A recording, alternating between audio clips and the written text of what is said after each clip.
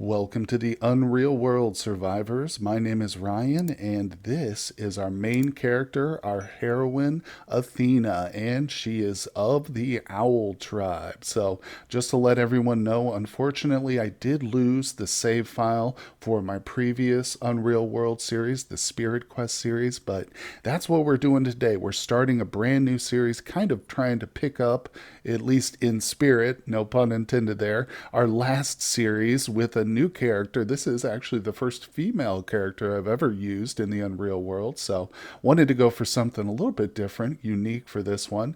And let's take a look at her physical profile real quick.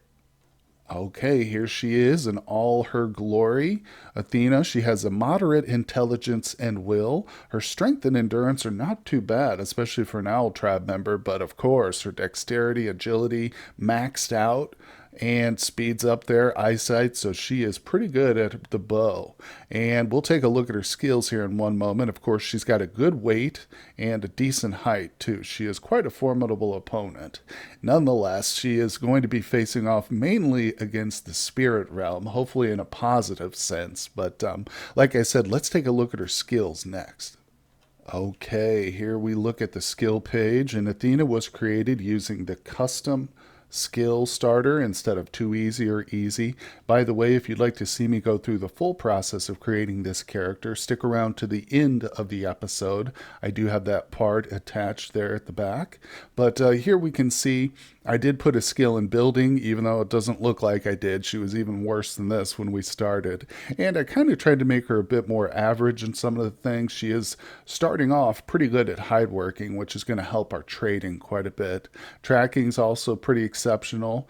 Textile craft and carpentry, I think I added a point in carpentry for sure. Trying to bring those up to good levels. All around it'll help us, again, crafting and building and whatnot. Now, down to the combat skills, you can see she is mainly going to be an archer. But since we did start with the hurt, helpless, and afraid, we are injured. So if we go to our physician skill here, we can see they're not too bad. So there's a one serious and some shallow cuts with a minor puncture. So we'll get over these with time.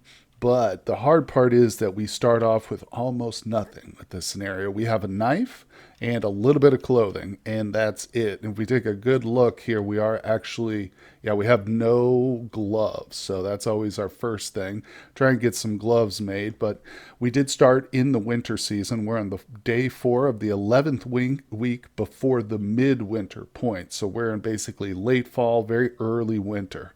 There's no snow on the ground yet, but temperature gauge is up here in the top left. You can see it's moderately cold with a tiny sliver of red there. It means it's above freezing, but just barely. So we should be okay, but we have to watch our warmth indicator right here, especially since she doesn't have a lot of good clothing. But first things first, let's search our general area here and look for any resources or materials we can pick up, like this stone is a great example. I'll grab a stone. The rock I'm going to take for maybe throwing at some squirrels. I see a branch over here. And again, starting off on the hurt, helpless, and afraid scenario, you basically take anything you can get right away at the start. Now, we did begin in the world near the southern coast, so maybe it's a good time because I'm not seeing a lot of great resources around here. Oh, there's a few more rocks down here. Let's grab these in case I happen to see a squirrel, or we can take a shot at a bird or something. But now we'll zoom out to the world map. I'm going to pull back a little bit. And we are starting off directly in a forest, but that's okay. Let's see if we can travel a little bit, keeping a very close eye on my warmth meter here. If this drops to cool or cold especially, we have to stop and start a fire. So I know that to my west are the Drick culture. In fact, we can take a look at the map here. We've got the turquoise, great for trading. That's the Drick here. And the blue is probably out in the water. So that kind of gives us an idea of where the coastline is, because the islanders there, they usually don't have to stay on the mainland too much. Here we are, the little red speck down there.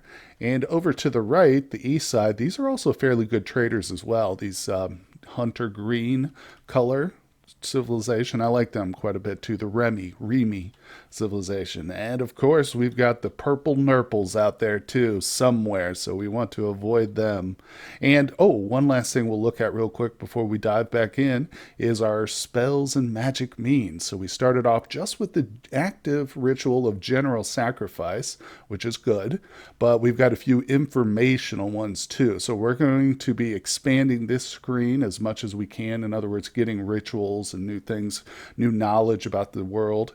And I'm really excited about it. The previous Spirit Quest series, man, I just got just far enough in that one to kind of really encourage me to go farther along the questing with this game, which is something I've never done too much of in the past either. So, in other words, I'm excited to get going here in this new series. So, I've located a spot here on the coast, which isn't perfect, but it's not terrible either. Let's just zoom in real quick because she is cool. And we're going to need to go ahead and start a fire and get a little warmed up here. Now, this is interesting. We're on the coast. It's frozen over, but there's some berries inland, a little bit of heather and stuff. So this is a fair spot, as good as any to set up our first camp. So let me get started on that real fast. All right, guys. Well, I've managed to make a fire, and let me tell you, it took me a few turns, but it's a pretty big one. I cut down a few slender trees, some small trees, so we've got a nice big fire going, which is perfect. Good timing, too, because if you'll notice, I'm cold now, which is very dangerous getting to this level, just a few stages away from hypothermia, so we got to be careful about that, but we're fine now. So I've actually got the resources I need to go ahead and make a shelter as well. So we're going to get started on that. Now, of course, just as a side note too, this scenario, when we start with Hurt, Helpless, and Afraid, we have nothing to eat or drink on us. So that's going to be a chore too, but food's not our most important concern. Shelter is. So let's get this thing built. And I'm going to build it right next to the fire, also directly between this tree here. Yeah, perfect. So now we actually got that built all in one go, which is impressive. She did that quite well for somebody who doesn't have a really great building skill. She's only amateur at it. She did exceptionally well. So now we have a fully built shelter, which is, again, good timing because she's tired. You'll notice, too, now she's sweating a lot because we're by the fire, but it's okay. You don't have to worry about overheating, but you do have to worry about freezing. So she's totally fine. Now, one thing I am going to do is walk over to the coast down here. You can see I tried to set it up that when I step out of the shelter there, we've got a straight path right to the coast here, just because it's easier than having to dodge around trees and stuff like that. But we've got a clear shot if we step just south of our shelter there. Now I've got a drink, full belly of fresh, clean water. It's going to be tough going to bed because we are very hungry, about to start starving, unfortunately, but we still have to try and sleep, right? Okay, so here we are. It is now the small hours of the morning, very, very early. Our hunger has gotten even worse. The fire is still going, which is great. I'm going to actually spend this early hours, even though I can barely see. I'm going to grab some berries here. Obviously, we want to eat those, but first thing I'm going to do is sacrifice some. There we go. Yep, even berries can be sacrificed. I'm sure like poisonous mushrooms probably could too. I don't know if that's good for the spirits, but it might be helpful if you're really low on food, kind of like we are. Nonetheless, we can sacrifice a handful because there's quite a bit here at the base camp. And keep in mind too, at this time of the year, late fall, early winter, most of this is going to die within a couple of weeks. So it's harvest it now or just go without for the rest of, the winter. There's only one or two crops I know of, cranberries being one of them, that grow like during most of the winter months.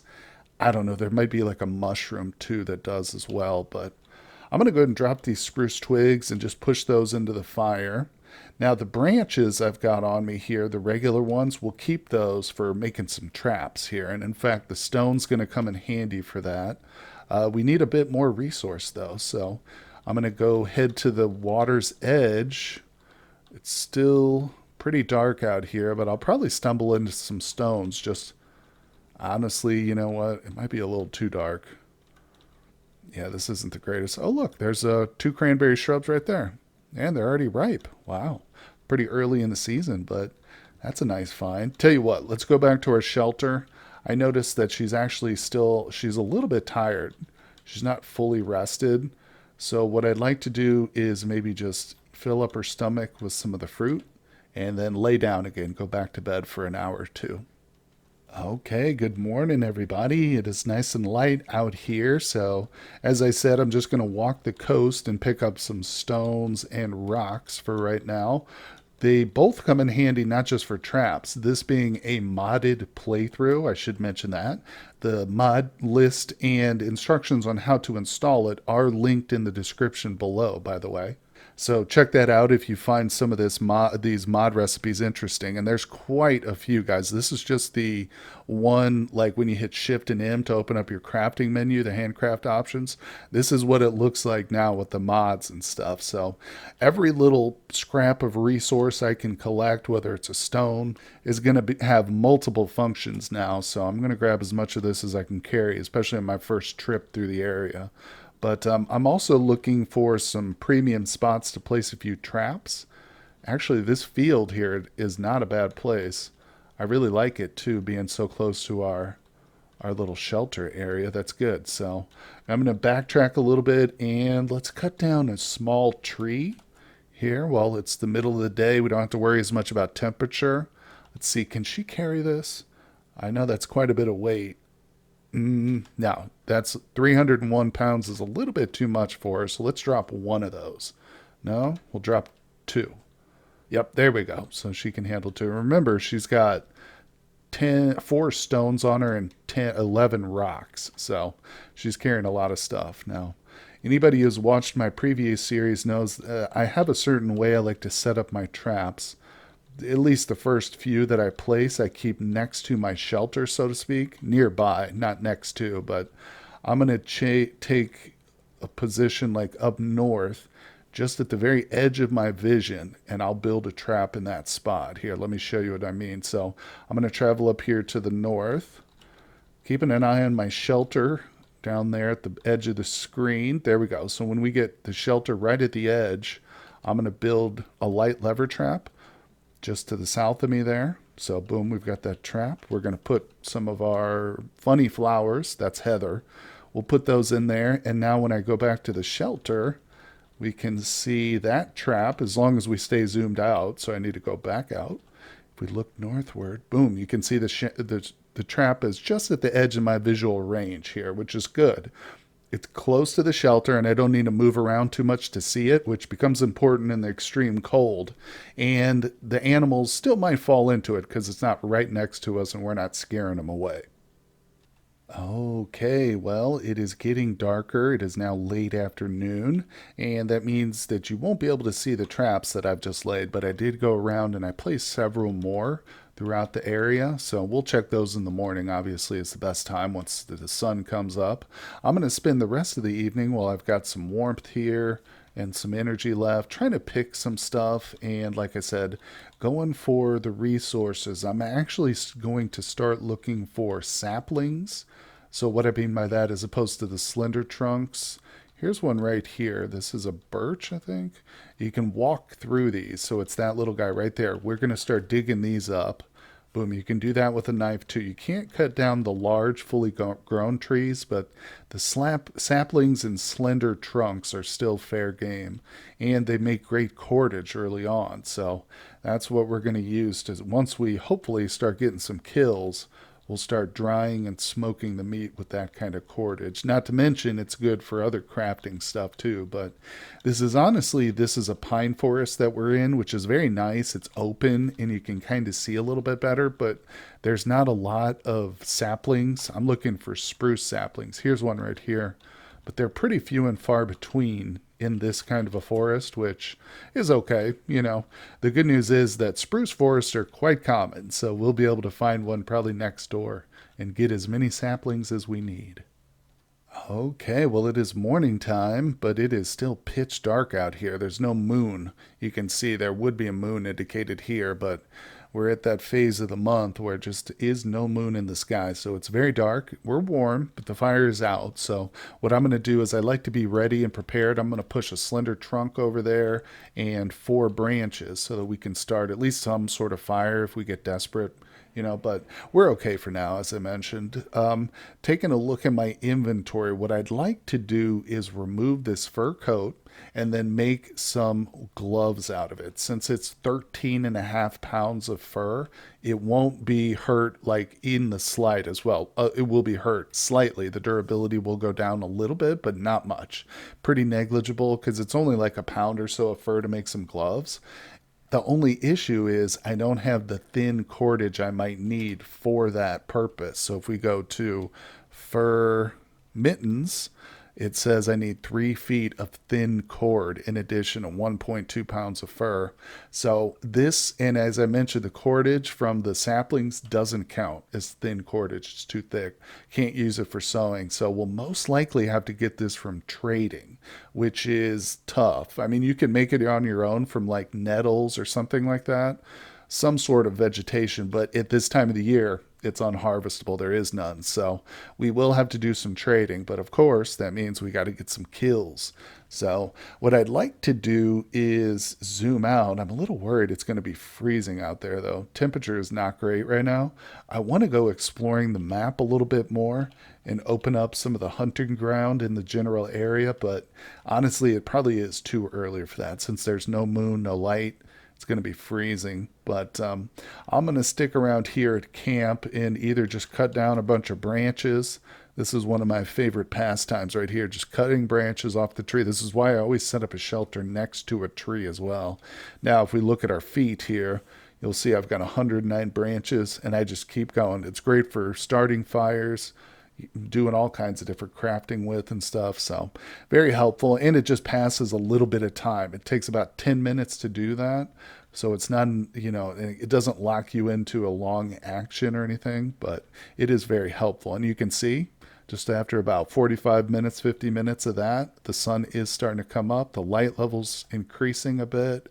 So I'll just keep doing that until we can finally see. Okay, it looks like it's a little bit brighter out here. So if I zoom out, now you can see I've got a trap here along the coastline, one in the forest we set. And if I turn my character, oh, I can't quite see. There is one like right here too on the coast as well, but we got this one up top. And I think that's all. So I might want to go a little deeper, a little higher up this mountain. It's not a mountain actually. I think it's more of a hill, but let's set one right here, kind of in this little open area. I think that looks interesting. Put it right there. It's kind of close to the shelter, but that's okay. And we'll bait it. A little bit of berries or whatever. Now I always like to just return to the shelter, make sure that I can see it from my shelter location. Yeah, sometimes you place them in the woods like that. Trees might block it or whatnot, but okay, now we can see the one on the coast too. But I like this kind of setup here. Now I've got enough materials for one more. I've got one slender chalk, one stone, and a couple more branches. So I'm gonna head. I think I see a perfect spot for it. I'm going to put it right there on that little extension of the hill, and then we're going to explore the wider world. And here we are, all zoomed out, ready to go exploring. Now, again, we got to be very careful about our warmth level, but I don't have to return to the shelter to start a fire. If we get cold while we're out here, I can just stop anywhere and start a little fire. Hey, we encountered a hare. Yes, we'll zoom in. Definitely. I've got a rock, as you can see, already in my hand. I dropped a few of them at the shelter, so I should pick some more up. But at the very least, we're going to get a throw here. That rabbit's pretty far from the character, but I'm still going to throw it. Old Athena. Come on, Athena, Deadeye. Let's go for it. Body shot. Oh, all right. I don't even think it noticed. Oh, it noticed me now, so. All right, we'll pick up our rock. Usually with a small creature like that, there's not much chance of tracking him down. We did encounter it again, but you can see it's not leaving any visible tracks, or if it is, she's not good enough to like actually pick up the tracks. So it's kind of luck just stumbling into it. Also, interesting thing to note too, let's go back to her physician skill. So she's got a serious cut in her right eye currently, which again, it'll heal. But notice that her vision is partially obscured. If she was perfectly healthy in her eye, we would be able to see full half the map. This horizontal line would continue all the way to the right edge of the screen, but because her eye is injured, we can only see part of that. We can essentially see, I guess, I don't know what the angle of degrees. It's over 90 degrees, but it's not a full 180, so it's whatever. But there we go. This is the interesting side note, like I said. Now, let me see if I can actually harass this rabbit a little bit more. There's no reason to give up right away. We're still comfortably warm. Yeah, but see, I'm not seeing it anymore. I was hoping maybe I could wear it out a little bit and we could keep pace with it, but that's not likely to happen with a rabbit. So let's just, ooh, there's a bird right to our south. Do you see that? Nice big juicy capercaillie or whatever they're called. Let's go ahead and engage. Yes. It's already in the air. Taking shots at birds while they're in the air is completely useless, I'll say. I mean, I'll try it, but it wasn't the worst shot, I guess. Yeah, I think it's gone. It's up there now. Yeah, it's unfortunate, but this is it. This is what our first hunting attempts look like, basically. Before we get a bow and arrow. I mean, if I got lucky and ran into an elk or hurt... Oh, I just saw an elk. I was going to say, we might be able to do something. Let me rest. Can I drop anything? See, I've got a lot of penalties here, but none of them, not as many of them are from weight. Most of it's from my injury, and now I'm starting to starve to death. Slowly, we got to wait for this bar to fill up before we actually die, but it doesn't help my physical performance, I'll say that. So we're starting off a little bit hindered here, but I'm going to go for this. There it is. You see that big juicy elk there? All right, let's go for it. Now, again, without any, there it is. Without any real serious projectile weapons, the best we can hope for is to just kind of harass the animal until it gets worn out, and then we'll hit it with our knife. But I'm willing to give this a shot here. Let's go ahead and take a toss just to kind of scare it more than anything else. Didn't even frighten it. Oh, okay, now it's scared, so my recommendation is to learn to zoom out whenever you're hunting. I know it's fun and easier to see when you're zoomed in like this, but you really kind of handicap yourself by not having a full view of the map. So learn to get comfortable being zoomed out whenever you're hunting. And of course our vision's even more obscured, but I'm going to try and sprint a little bit after this animal. Also, another big key is, or big tip I always say, is to look at the animal as often as you can. So it's escaping and has no fatigue level. So it means it's perfectly fresh, ready to sprint. And there it goes, running away. So I'll follow it to the last known location. I'm going to stop running. And, oh, there it is. Okay, so whenever I lose sight of it, the first thing I like to do when I reacquire is take a look at it. Now you can see it's a little bit fatigued. So we need to get this to where it says breathless before we can actually kill this animal without projectile weapons. Oh, well, bad news here. I am sneaking up on it, and it looks like the elk is wanting to go into those trees. So that is a thick spruce forest right there. Kind I was talking about when I was referring to those saplings. And if it goes into that, it's going to be pretty much game over for this hunt. But I'm going to try it. It might, sometimes they don't go into the trees necessarily. It might turn and run out into the open. Okay, did not notice my throw. I'm going to zoom out. I think it just turned and went into the trees right there. I wasn't stealthed, but well, let me see if I can find it. Like I said, it could be out here. I do see some tracks. Let's inspect this track. It's leading northeast, back up this way. Where's this one going? Fresh leading northwest. Well, I'll keep looking. I'm afraid it went into this forest here, but I haven't given up just yet. Okay, there she is. What I did was zoom out to the world map, and then I zoomed back in immediately, and I kind of just moved around a little bit, looked for her, and boom, she was out here in the open again. So she is rested. That's the unfortunate part about losing the animal and then, having to zoom to the map. no matter what stage of fatigue it's at, it's probably going to be rested when you see it again. But it is running, so we're going to follow it once again, try and keep it out in the open. The good news is that little piece of forest right there that we just got it out of was like the only forest in this area. So we're pretty surrounded by flat land, as you can see by this dark green color. The lighter green is the higher, more forested areas, and the dark land is the open areas. So, like I said, we're in a decent setup for this. I just don't want to wear myself out too quickly, so I can't sprint for very long, but I'm going to continue to look for the elk. There's a lot of tracks around here. There it is. Okay. Let's take a look at it, see if we got it down to a little bit fatigued. Yep. All right. I'm going to keep pushing it now. Okay, well, unfortunately, I lost the elk. I was following its tracks through a patch of heather, and they just disappeared, and I couldn't locate them again. So if I haven't given up. I'm still searching the area, but I did run into this bird, and I thought I'd give it a shot. It's very close. Oh my God, I went almost hit. Oh, not quite great. What I really need is obviously a bow and arrow. And there are a couple of primitive ones that I can potentially make, but the hard part is the bowstring, really. So I don't know if that's going to be possible. But like I said, I'm still cruising around this general vicinity. This is where the elk spotting was at. So I haven't given up, but I'm very close. Oh, look, there it is. Oh, see, sometimes just stick to the area. It's persistence. But of course, like I said, it did get rested because I lost sight of it. But I'm not done yet. Let's keep going. Well, boy, oh boy. This is one of those times where you've got to come to reality and just get rid of it. Just discard the hunt.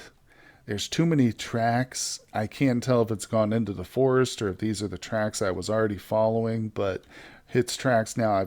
This is probably kind of the problem with sticking to the same area. Although you can relocate them, but they're gonna make it more and more difficult to actually spot them and follow them once you've got them, because the tracks are just, they start to cover themselves. But anyway, what I'm trying to get to here is that I'm gonna go ahead and give up this hunt. Let's see, the bird's still here. He's in the air. Not too worried about that, but dang it.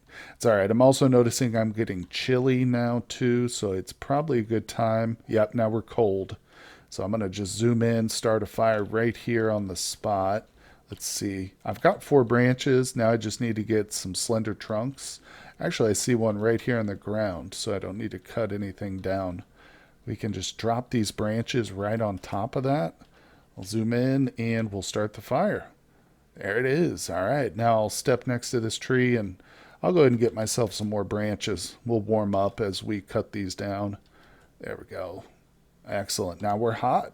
All right. Maybe it's only afternoon. It's probably not. We can probably keep hunting. I just noticed there's a nice little mountain here. A couple of them. It's kind of rare to see these mountains down here in the south, although we are close to the edge, the coastline, so that's a bit more common. But well, honestly, I think this is probably a good point to end today's episode. Like I said, we are going to continue doing some hunting, but stay tuned for the character creation, and you'll get to see Athena come to life in the next few minutes. But also, I hope you're enjoying the start of our new Spirit Quest series. Like I said, we're picking up where we left off, and we're going to keep going with it. Hit that like button for me, subscribe to the channel, guys, and I will see you all in a moment. All right, so we are, of course, going with just the custom build here, going for a very difficult start. And as we know by now, Athena is an Owl Tribe member, very appropriate. Here we go. Of course, the first female character ever, for myself at least. I'm sure there's quite a few folks out there who play the female type, but let's go for that. And, of course, the portrait. All right, there she is, our girl Athena. And she's looking a little scuffed up, but hey, she's a survivor. So let's enter. And of course, wintertime, most challenging. Now we've got to determine her physical profile. Of course, this is what usually takes the longest. I'm looking now, it's not too shabby. The first thing we popped up here. This is a good one. I would consider keeping this. Yeah, I have a feeling this is probably on the higher end of weight too for the female characters. The only thing that gets me is the intelligence and will. Not quite as high as I'd like, but honestly, you know what? Let's go with it. I almost never get the first roll just how I'd like it, but this is pretty close. So we'll say yes, continue. Ah, here's our rituals, of course. Just a few informational ones and the general sacrifice. Got it. Moving on now, here we go. The most important part. Of course, with the type of build we selected, custom, that is, we cannot remove any points, but we are going to add 5 points, one to her bow skill. I'm tempted to do one in the knife too, but let's go for some of these up here real quick, and maybe we'll come back to that. She's good at hide working. I'm gonna pop one into the building there, just because it makes constructing shelters a lot more easy for sure. And timbercraft is another one that'll help us. Trapping, she's pretty weak in, so let's do that. And we'll go with carpentry as well. Try and get a bunch of our bases covered here. Make her kind of an all around girl. All right, options. Are we happy with this? Yes, we are. Very good. Now we select our world, randomize it, check out the cultures here. So that's not bad. Cultures look okay. I don't necessarily love this world though. I'd like to see a little bit more dark green in the southern region up here. The north looks okay, kind of by where our culture's at. Yeah, let's go ahead and randomize a couple more times. Okay, well, here is a zoomed in look at what I think is a pretty decent starting location. We are down here on the southern coast, and if I zoom out, you can see here we are right in this location, the little red square. We've got a pretty decent hunting ground in this area. I like being down here, even though we're far from the owl tribe. Doesn't make that big of a difference, but we are close to some really good trading partners in the future. So, and I like this spot. Like I said, a lot of flat land here, good for a starting location. So, let's jump into the world right here.